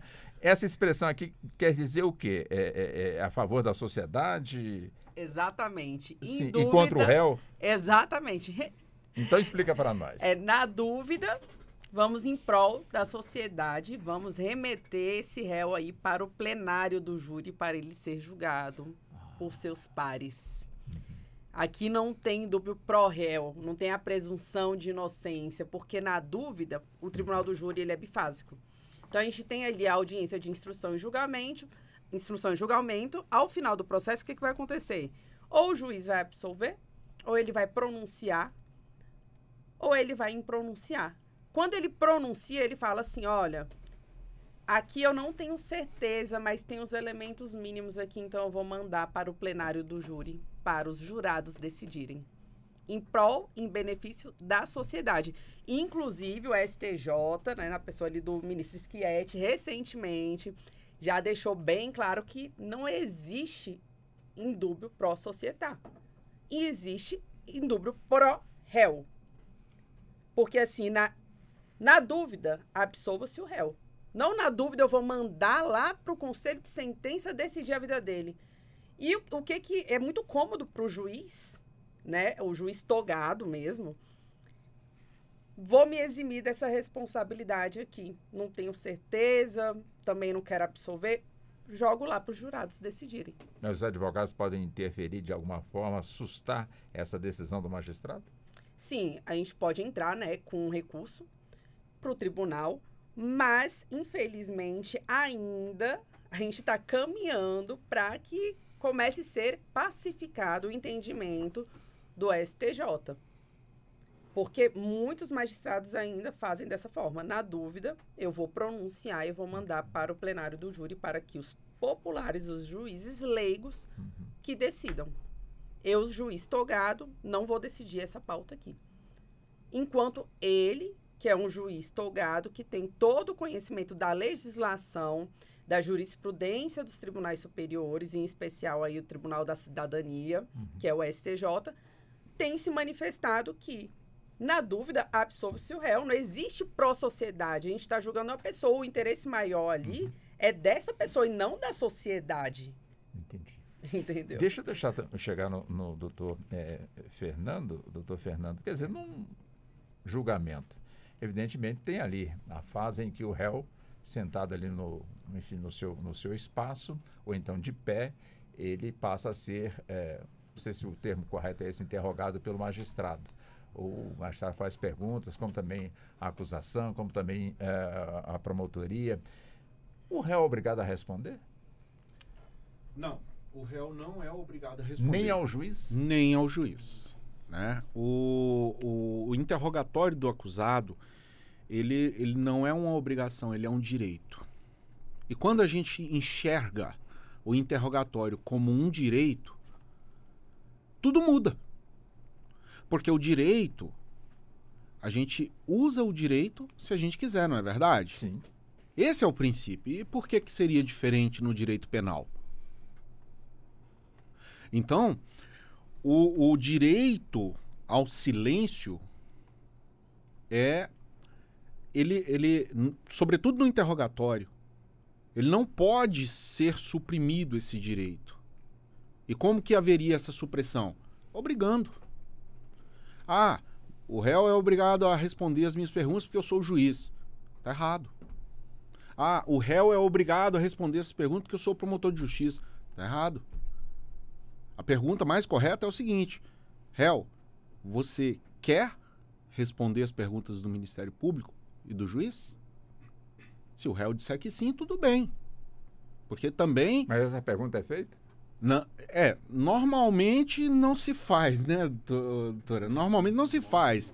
O advogado, nós que somos advogados... Os juízes corretos vêm perguntando, isso, você vai responder as perguntas de quem? Exatamente, mas assim, na grande maioria dos... Já participei de julgamentos onde o juiz pergunta, né? Mas, normalmente, o juiz, logo após qualificar o réu, se o advogado não se insurge ali naquele momento, ali na hora, já se iniciam as perguntas, né? Então, normalmente, os advogados... Excelência, pela ordem, questão de ordem, só para deixar claro aqui o processo, que o acusado só vai responder as perguntas da defesa, ou da defesa e dos jurados. Essa é aquela questão da pessoa autoincriminar, produzir prova contra si? Exatamente, né? E também tem um outro viés também, porque assim, muitas das perguntas que normalmente a acusação faz, que o magistrado faz, eu, particularmente, que sou advogado criminalista, atuante no tribunal do júri, enxergo da seguinte maneira, veja bem você. Há pouco momento a gente falou sobre a questão das influências, né? A gente não pode esquecer, Walter, que o Estado que prende, o Estado que preside o tribunal do júri é o mesmo Estado que acusa. Então, as perguntas que o Estado faz, pura e simplesmente, já de certo modo influenciam também aos jurados ali. Sobretudo por quê? Porque o acusado está em nítida situação de desvantagem. O Estado tem todo o aparelhamento, o Estado tem todo o aparato. E o acusado tem a seu favor quem? Só o advogado como última trincheira, como última barreira na defesa do direito do cidadão, né? Então, assim, e já aproveitando também o gancho, a questão do princípio indúbio pro societar, né, que a Mariana falou ali, essa questão do julgamento, ele está diretamente relacionado com essa outra questão desse brocardo, como muito bem disse o ministro Schietti, né? Não é um princípio. Não existe esse princípio indúbio pro societar. É um brocardo, é um mero brocardo. Essa questão de que, na dúvida, eu sujeito o cidadão a um julgamento, né? É mais aquela situação, eu estou em dúvida, eu jogo na fogueira. Passa a bola, né? Porque, eu estou em dúvida, eu jogo na fogueira. Walter, a situação é tão grave, que eu, particularmente, tá? Com todo respeito, quem pensa diferente, mas assim, eu vejo isso daí como uma analogia ao que Pôncio Pilatos fez com Cristo. Né? Pôncio Pilatos disse, não vejo nesse homem culpa, mas, na dúvida, julgue ele lá. Ó. Aí o sacrificaram. Entendeu? Me permite complementar? Claro. Doutor Matheus. É porque essa questão do para societar, ela realmente é indignante. Demanda debates. Mas assim, no RESP, né, é o 2091647 do STJ, relatoria do ministro Rogério Schietti, acho que é esse que os colegas citaram. Eu achei interessante duas viés de raciocínio que o ministro explica, né, para refutar o indúbio pro societar. A primeira é no sentido de que quando o juiz está recebendo ali, na verdade, fazendo a pronúncia, né, na segunda fase, para iniciar a segunda fase e submeter o réu ao plenário, ele tem que analisar se existe a dúvida sobre a autoria do acusado, e se existe dúvida sobre autoria, ou seja, foi ele que fez, ele pode ter cometido esse crime, aí se ele está nessa dúvida, de fato, ele submete ao plenário do júri, que é competente constitucionalmente, mas se ele estiver na dúvida sobre se há indícios, né, ou seja, elementos mínimos, alguma provas em sentido técnico, né, embora não submetido, enfim, se tem elementos mínimos dessa existência de possibilidade de autoria, que são coisas diferentes, porque uma coisa é eu dizer que há elementos que indicam que possivelmente foi ele. E aí, nesse segundo caso, não pode, porque, digamos, em outras palavras, o conjunto probatório não deixa transparecer nem que há dúvidas que ele participou, não tem essas provas nos autos. Até porque se qualquer prova fosse levar nesse sentido, né, de autoria, ou de elemento de autoria, bastava o Ministério Público alegar que a pessoa participou. Porque ele teria o Ministério Público dizendo que participou e teríamos a defesa dizendo que não participou. Já estamos na dúvida. Então todos os casos iriam parar no plenário do júri. E a segunda linha de raciocínio interessante é que ele fala que para um Estado avançar na sua persecução criminal, que começa lá na delegacia, com a notícia anônima, ou enfim, com boletim de ocorrência, inquérito, primeira fase, depois plenário do júri, cada passo que o Estado dá de investigação, né, para submeter a pessoa ali a nova fase, ele deve confirmar mais os elementos probatórios. Então, para eu investigar uma pessoa, eu preciso de um grau relativamente baixo, digamos assim, de elementos, de provas contra ela. Mas para eu denunciar ela, eu já preciso de alguns elementos que confirmem mais aquela tese inicial. Para eu pronunciar, eu preciso de elementos realmente muito fortes de que ela pode ter cometido aquele crime. E para condenar, obviamente, aí eu só admito a certeza. Porque se eu tenho um pingo de dúvida, eu já não condeno mais. O doutor Alexandre pediu também a palavra de voltar para o senhor, doutor Fernando. Pegar rapidamente, quando a gente vai falar sobre isso, o grau mínimo de participação e tudo mais, a gente sempre vai falar de standard probatório. O quão que essa prova é boa para poder afirmar isso que a gente quer, né? Por exemplo, a gente está falando de indícios mínimos de autoria. Quantos indícios eu tenho aqui? Quer dizer, confirmando isso que ele fez mesmo. Essa prova é boa? Por exemplo, eu só ouvi falar que fulano disse que ele quis matar, tal pessoa falou que ele queria matar, que ele estava com raiva. Dá para pronunciar alguém só com base nisso? Ouvi dizer. Vale dá para falar prova? Que ele fez isso? Ouvi dizer vale como prova? Ouvi dizer, bem delicado, né, doutor? Bem delicado. O ouvir dizer não é confirmação de nada. Porque a gente pode se juntar, nós aqui na rádio, todo mundo falar que o Alexandre quer matar alguém. A pessoa, de repente, morre, de repente eu estou no júri? Seria dessa forma? Então, acho que não seria. Então, sempre que a gente vai falar sobre isso, sobre essa questão de pronúncia, a gente sempre vai falar sobre o standard da prova que está sendo apresentada. Qual o padrão dessa prova? Ela é forte o suficiente para poder aferir se ele fez ou não, ou pelo menos causar dúvida, e aí entra no indúbio pro societate, né? Que normalmente na dúvida se absolve o réu. Aqui é o contrário. Aqui parece que a exceção virou regra. Né? Indúbio pro societate, para mim, é que se todo mundo soubesse o bem da sociedade, se todos soubessem 100% o que tem que fazer para a sociedade, dava para falar nisso, mas ninguém sabe. Ninguém sabe. Então, eu não sei dizer se ele devia para o júri ou não, mas eu sei dizer se é plausível concluir se ele cometeu o crime ou não. Aí são outros 500.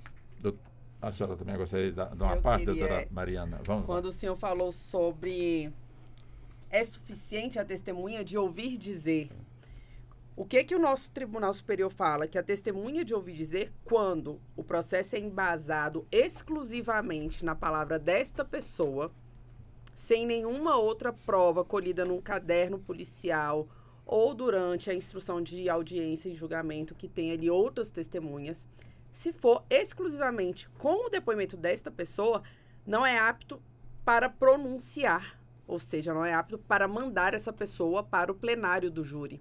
E tem julgados que falam assim, se não é apto para pronunciar, muito menos para denunciar, porque qual é o peso de se carregar uma acusação criminal?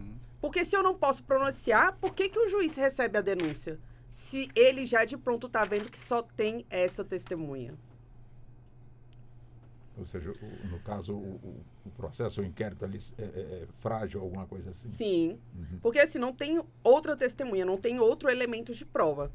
A única testemunha, que a gente chama no direito, a testemunha indireta, a testemunha de ouvir dizer, ou seja, aquela que não presenciou o fato, ela é a única pessoa que está acusando o réu.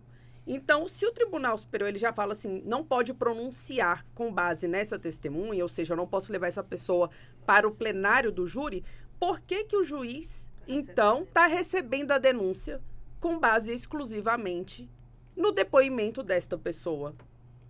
Assim, é o ônus do Estado, é totalmente oneroso, né, um processo criminal e, emocionalmente falando, para o réu, é, assim, incalculável o prejuízo de uma pessoa responder uma ação penal. Deixa eu voltar com o doutor Fernando para concluir. Você viu o que o senhor produziu Sim. aqui. Então, cresceu o nosso debate. Isso aí que a Mariana está falando, tem uma teoria no direito penal, que é a teoria do etiquetamento. É onde fala exatamente sobre o ônus, o peso de um processo criminal, né? Ser processado criminalmente é muito estigmatizante, Walter, sabe? Então, a pessoa que suporta um processo de natureza criminal, ela paga um alto preço. E não é um alto preço só de natureza pessoal. Muitas vezes esse preço acaba se transferindo para a própria família do acusado, né? E aí, o que acontece? Aí, dentro desse gancho também, né, a questão do indúbio pro societate, que a gente, né, é o que a gente viu, eu particularmente, assim, com todo respeito aos que pensam diferente, mas eu sou completamente avesso a aplicação desse brocardo no direito penal, no direito processual penal, porque o que acontece? Certa vez até eu estava conversando com um promotor de justiça, um colega de infância, que estudamos juntos, hoje é promotor de justiça, e ele me disse o seguinte, ele falou assim, não, Fernando, mas não tem problema não, porque quem não deve não teme, né? Quem não deve não teme, então ele vai lá pro dia do julgamento e se ele tiver que ser absolvido, ele vai ser absolvido. Só que a questão não é tão simples assim. Nós estamos falando de um julgamento onde a decisão vai ser proferida por 7 pessoas diferentes, com uma bagagem empírica diferente, né? Com sensibilidades diferentes, aonde uma série de atos complexos vão ser desenvolvidos, que, como a gente falou aqui, envolve desde a vestimenta, o uso de algemas, às vezes uma tonalidade que se fala ali, você já pode conquistar a empatia ou a antipatia do jurado. Então, assim, é tudo muito complexo, e você falar assim, não, deixa ele ir para julgamento, que se ele for inocente ele vai ser absolvido, não é bem assim a história, sabe? E aí eu me recordo muito bem daquela música quando ele falou, né? Quando esse amigo meu me falou, não, deixa ele ir pro julgamento, se ele for inocente ele vai ser absolvido, né? Aí eu me lembrei bem daquela música do Chico César, né? Deus me defenda de mim, da maldade de gente boa. Porque assim, não dá pra gente confiar um resultado tão importante como é uma eventual condenação ou absolvição de um cidadão brasileiro, sim, a um julgamento onde todo tipo de sorte pode acontecer. Não é verdade? Então, só para finalizar, é mais ou menos isso aí. Só a última aqui, até o estigma não é apenas a questão do estigma. Porque a gente tem, por exemplo, o Fernando também estava conversando nos bastidores ali, já foi militar, eu também já fui, e a gente sabe que, por exemplo, uma mera investigação, ou mais ainda, o recebimento de uma denúncia, né, na primeira fase ali, contra um servidor militar, e a gente sabe que outros policiais, enfim, mas estou dando o exemplo do militar, já pode fazer um estrago muito grande na carreira do militar, ainda mais que são processos geralmente longos, que às vezes duram até 15, 20 anos, e então, como exemplo, eu posso citar que esse militar não vai, por regulamentos impróprios das forças, né, ser promovido nem transferido. Então, imagina um jovem ali de 20 e poucos anos que entrou como tenente, responde um processo desse, às vezes por 10, 15 anos, vai ver todo mundo que fez academia com ele, depois de 20 anos sendo major, coronel, e ele ainda tenente. Então, isso sem ser transferido, vai perder a oportunidade de cursos. Então, tem outras esferas, outras sanções aí, que, no meu opinião, por mais que não se chame, para mim são sanções, porque afetam claro. dos regulamentos próprios, né, que acaba afetando. Então, não é só simplesmente ser processado. Doutor Alexandre, muita gente tem dúvidas, né? De repente, um julgamento, vários dias de julgamento, e de repente o réu é condenado, a família ali acompanhando, mas de repente o juiz decreta que a pessoa vai aguardar, portanto, aí o recurso em liberdade. Quer dizer, e tem outro caso também, né, da pessoa que está em liberdade, senta ali no banco dos réus, terminou o julgamento, aí é decretado, portanto, a sua prisão. Quer dizer, eu gostaria de entender um pouco mais, evidentemente, levando este assunto para o nosso ouvinte, para nos trazer mais esclarecimentos sobre essa dinâmica num julgamento num tribunal. Pois é, justamente. Entramos em mais um debate que também é polêmico. Dessa forma, a gente sabe que tem que aguardar o trânsito julgado. Tem que transitar em julgado a decisão. O que é um trânsito em julgado? Só para o nosso Quando ouvinte. esgotam as possibilidades de recurso. Não tem mais Acabaram como as possibilidades de recurso. Sim. E eu não posso mais recorrer. Esse assunto, confesso que até me causa um certo incômodo, porque o nosso ordenamento jurídico diz que você só pode ser preso se você tiver uma decisão transitada em julgado. Então, aqui já é o inverso do que é para ser. Já é o inverso do que é para ser. A pessoa tinha que responder em liberdade. Para todo mundo. E a lei penal já diz ao contrário, né? Que acho que, não me recordo, acho que o doutor vai saber, acho que são quantos anos que é executado igual imediato? Superior a 15 anos. A 15 anos. A condenação no júri. Sim. Automática, né? Isso, é prisão automática decorrente então, da isso decisão. causa um desconforto, que o nosso ordenamento jurídico diz que tem que ser preso depois de transitar em julgado, a pessoa ainda tem o recurso e ela tá cumprindo a pena ali, pena provisória, tudo mais, mas é cadeia. Cadeia é o pior lugar do mundo. Então, a gente tem muito debate no STF, no STJ, sobre como que isso funciona. E só um momento aqui. E até mesmo para manter a pessoa presa depois. Então, isso é um grande problema. Porque a gente tem a Constituição falando uma coisa e a gente tem a lei penal falando outra. Entra em conflito. Então, muitas vezes dá para rebater isso como advogado, dá para segurar isso, mas é algo que causa desconforto. A princípio, a gente tinha que esperar acabar tudo em relação ao recurso, justamente para poder prender essa pessoa. Mas no Tribunal do Júri acontece ao contrário. A pessoa não tem a decisão transitada divulgada e ela já vai cumprindo a pena, mesmo que seja provisoriamente. Então, isso não sei quanto aos colegas, mas me causa desconforto. Tem cliente nessa situação. Então, é difícil explicar até para a pessoa. Poxa, doutor, mas ainda tem recurso. Por que eu vou ter que cumprir agora? A gente não consegue nem explicar, para passar para a pessoa isso, porque é um debate.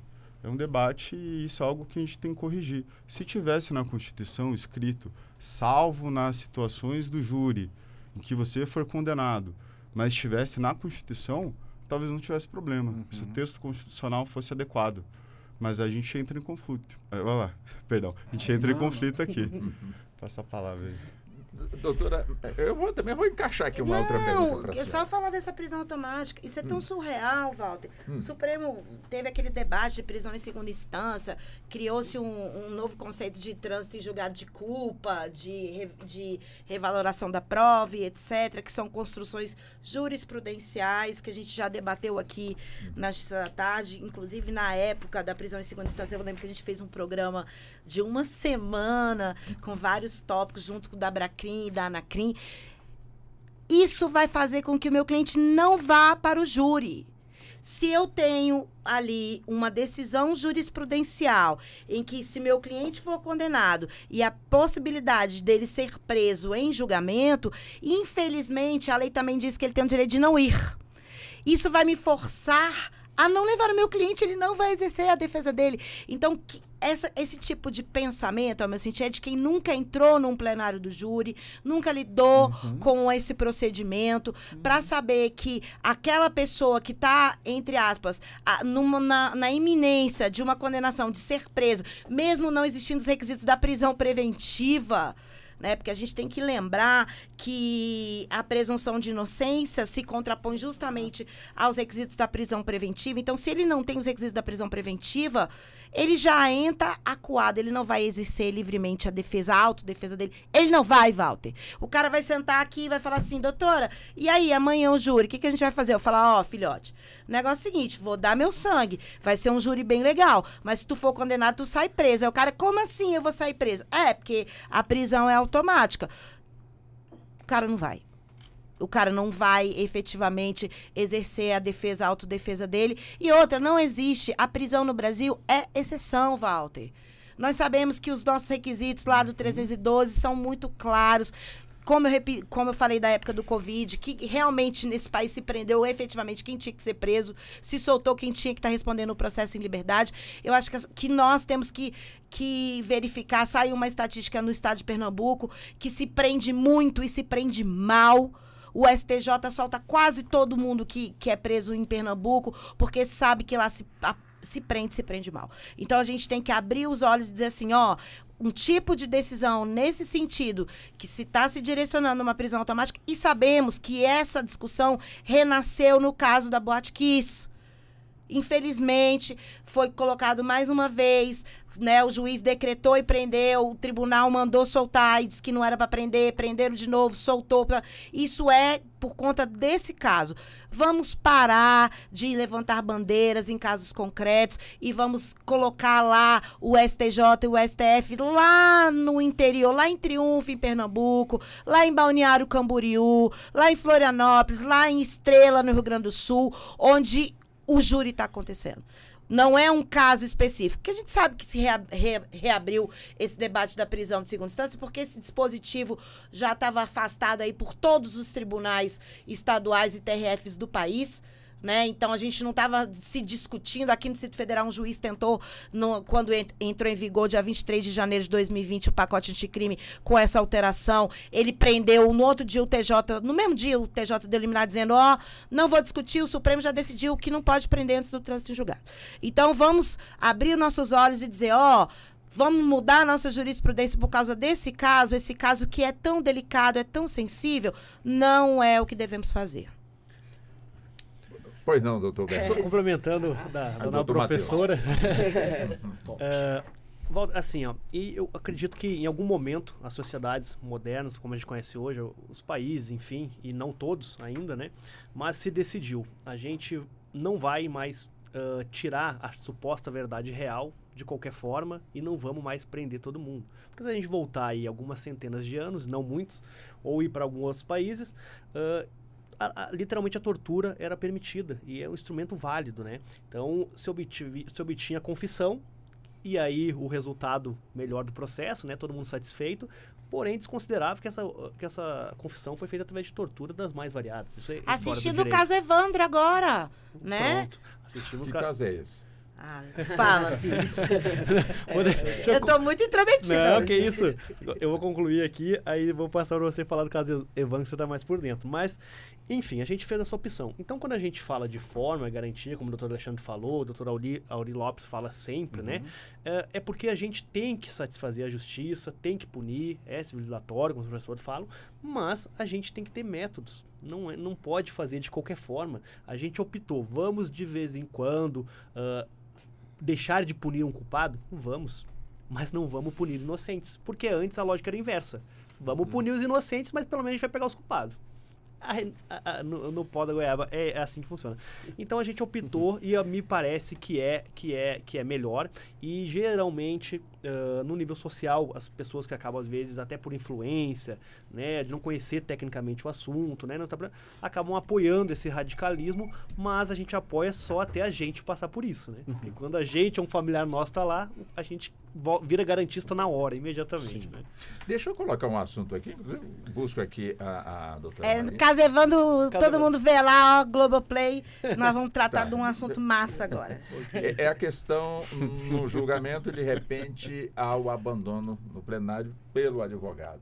E quais são as consequências quando o advogado de defesa, de alguma forma, ele na plenitude ali enfim, do processo, da discussão, do debate, abandona, ou por questões de saúde, ou porque não concordou, ou porque ficou contrariado?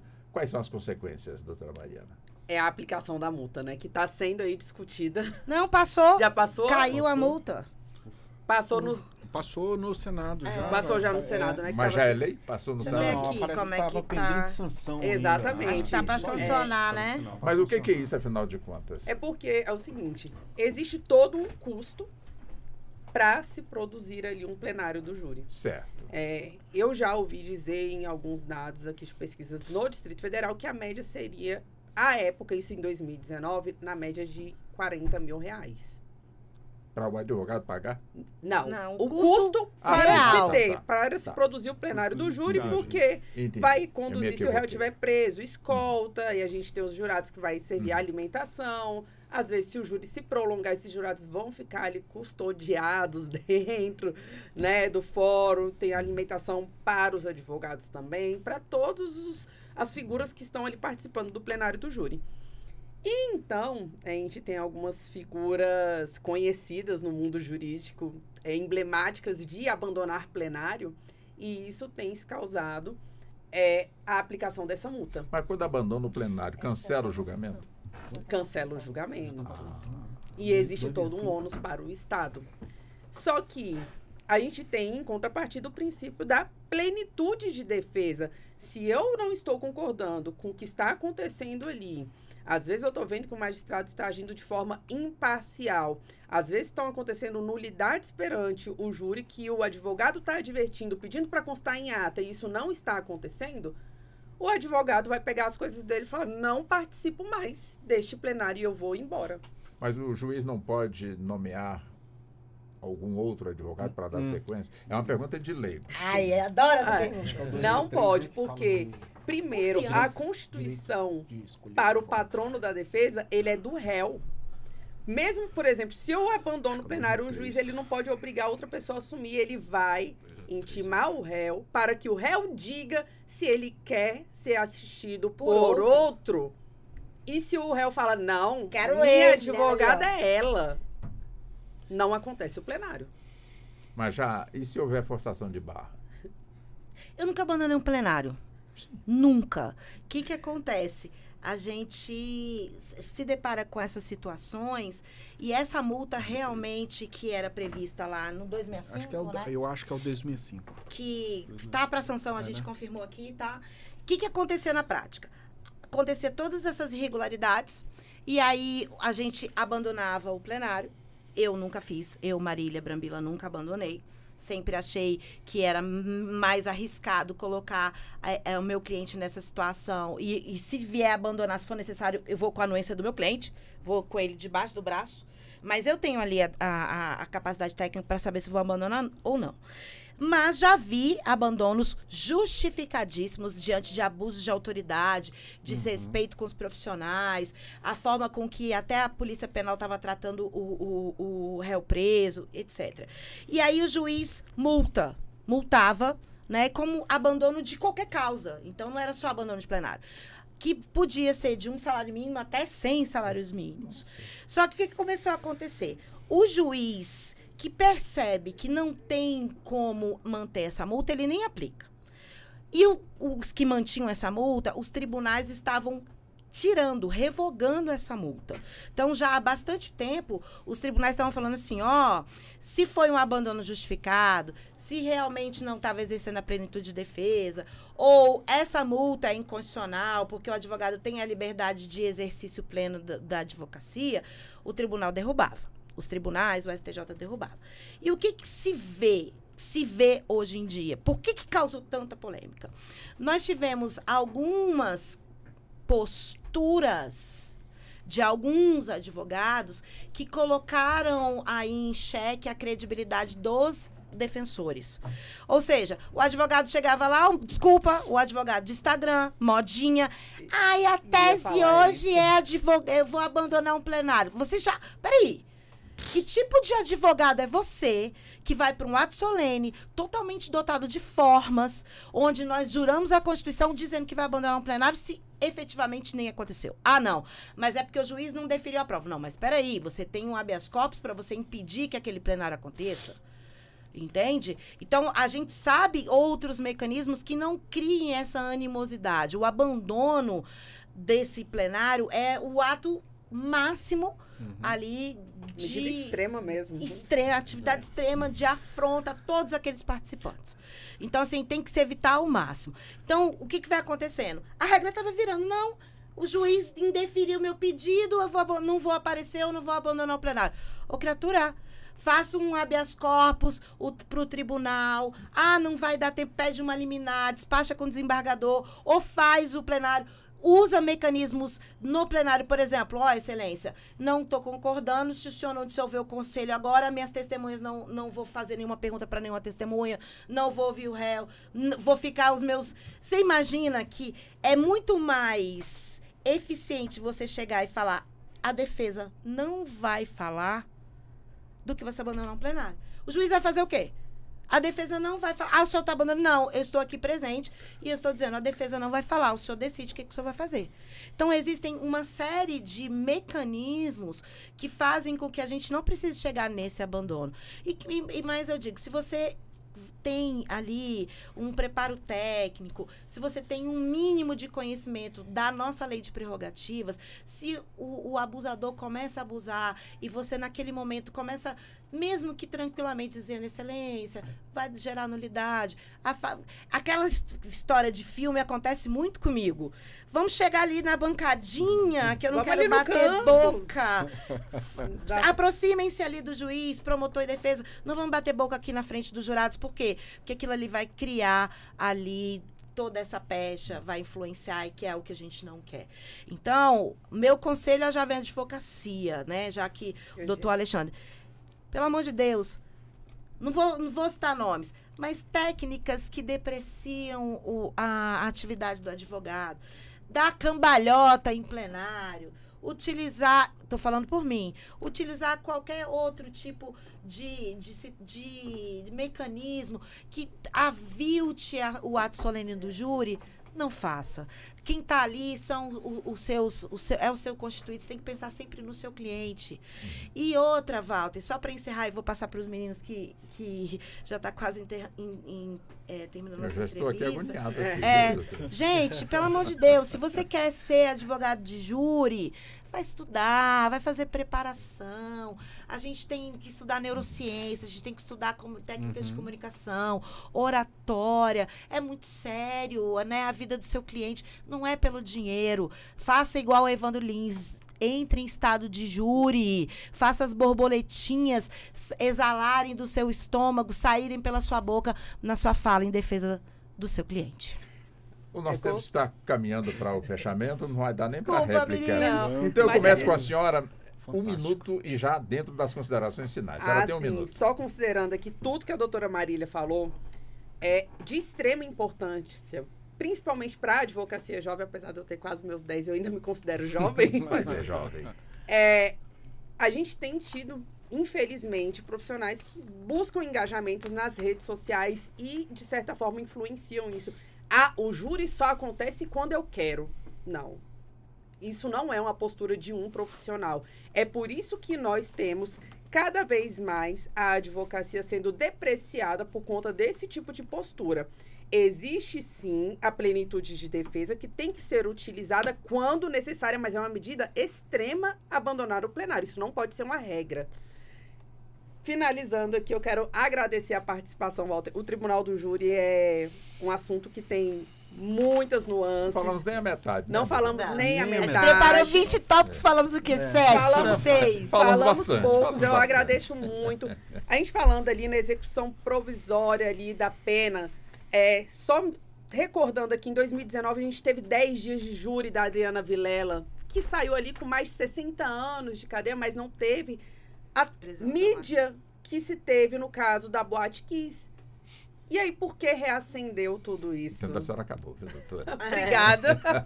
Deixa eu passar para o doutor Fernando. Menos de 1 minuto, doutor. Tá certo, Walter. Serei bem breve aqui. Gostaria de agradecer, tá? Primeiramente, a Rádio Justiça, né? Por nos conceder esse momento aqui tão importante de levar aí mais conhecimentos a todos os cantos do nosso país, não é verdade? Sim, os nossos ouvintes que nos acompanham certamente imagino que gostaram bastante aqui do debate, que foi muito acalorado, inclusive.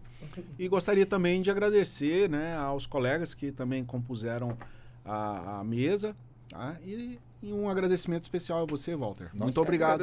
Nós que agradecemos. Doutor Matheus, também 1 minuto para as considerações finais, por favor. Eu vou fazer assim, eu vou falar muito menos para você me convidar de novo aí para a gente voltar. Não é o caso. Eu vou gastar... A doutora Brovino será convidada sempre. Eu vou gastar esse tempo em outra oportunidade. Mas então, brincadeiras à parte, queria agradecer a Rádio Justiça, a você pela cordialidade, Walter. Agradecer aos meus colegas, é uma honra estar aqui com vocês. A gente aprende muito, o direito não tem como aprender sem o debate. Então, a gente é eternos alunos, tá bom? Muito obrigado, uma boa tarde a todos. Doutor Alexandre Cordeiro, também, por favor, 1 minuto para as considerações finais. Bom, muito obrigado a todos. Eu adorei estar aqui junto com vocês. Obrigado para quem está escutando a gente também. E vou deixar uma mensagem, que justiça é feita pela gente. Justiça é todo dia. É nos pequenos atos que a gente faz na nossa vida que a gente revela a justiça. Então, não é só no Tribunal do Júri. É a vida inteira. Então, eu levo isso na minha vida como profissional e eu levo para a vida inteira. O pessoal também, né? Então, muito obrigado. Obrigado ao senhor. Eu fui injusto com a senhora, doutora Mariana. 1 minutinho, por favor. Eu fui joia. Ela falou 3. Não, Marília, eu não. Já passaram 30 tenho segundos, doutora Mariana. Eu quero agradecer, né, a oportunidade de a gente estar aqui debatendo esse tema de extrema importância, que é o Tribunal do Júri, que é uma instituição extremamente democrática, né? Somos ali os populares julgando os nossos pares. E agradecer a todos os colegas por essa tarde super enriquecedora. Todos os colegas que estão assistindo, porque é isso que nós profissionais precisamos, de um debate que seja técnico, que tenha, de fato, fundamento no que a gente fala. Não é ganhar mídia a qualquer custo. Muito obrigada. Por nada. Doutora Marília Brambila, também 1 minuto para as considerações finais, doutora Marília. Agradecer sempre a nossa produtora Ana, dizer que a Rádio Justiça e a TV Justiça sempre acolhem muito bem a Abracrim, que é a Associação Brasileira de Advogados Criminalistas. Nós todos aqui que estamos aqui presentes hoje somos membros, pelo menos membros. Eu sou conselheira nacional da Abracrim Mulher, a Mari participa da prerrogativa, o Ale é da Advocacia Jovem, junto com o Matheus, o doutor Fernando também participa da nossa Abracrim.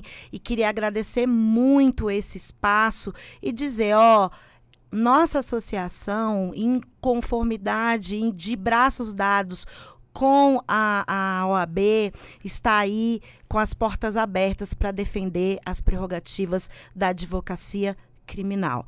Juntos, somos imbatíveis. Tá certo. E assim chegamos ao fim da edição do nosso Justiça na Tarde. Muito obrigado, doutora Marília. Até o nosso próximo encontro. Doutor Fernando também da mesma forma. Muito obrigado ao senhor. Doutor Matheus também da mesma forma. Doutor Alexandre também, muito obrigado pela atenção. Doutora Mariana também, muito obrigado pela gentileza. Então, vamos colocando aqui o nosso ponto final na nossa edição do Justiça na Tarde, debate desta sexta-feira, que teve a minha apresentação. Sou Walter Lima. Produção foi de Ana Cláudia Possati, trabalhos técnicos do Neto Silva e a coordenação de jornalismo da Marcela Luiza. Muito obrigado, bom fim de semana e até o nosso próximo encontro. Até lá. A Rádio Justiça apresentou Justiça na Tarde. Secretaria de Comunicação Social, Supremo Tribunal Federal.